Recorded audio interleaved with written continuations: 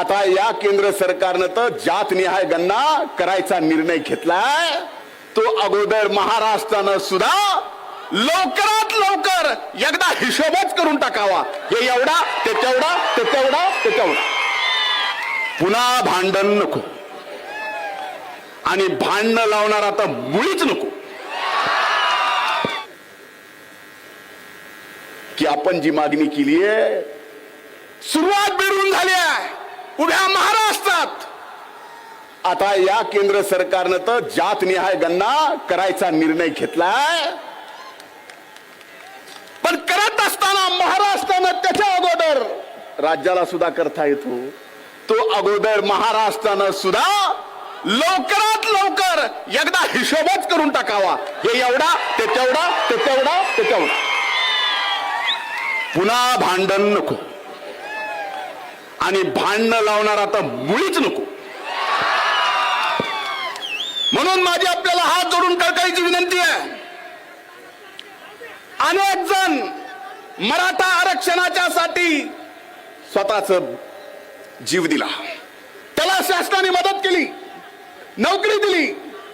या ओबीसीच्या आरक्षणाचं संरक्षण व्हावं म्हणून अनेक जणांनी या ठिकाणी स्वतःच्या जीवाचं बलिदान दिलं.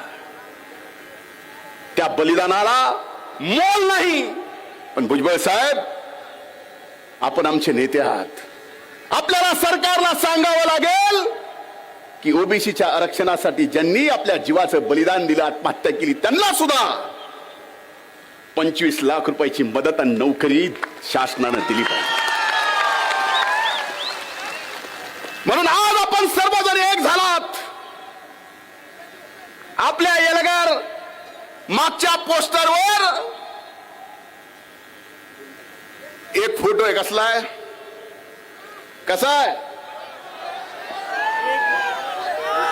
काय ही निस्ती मूठ नाही, ही वज्र मूठ आहे.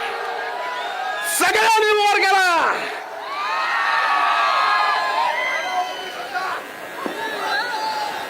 एकच पर्व, एकच पर्व.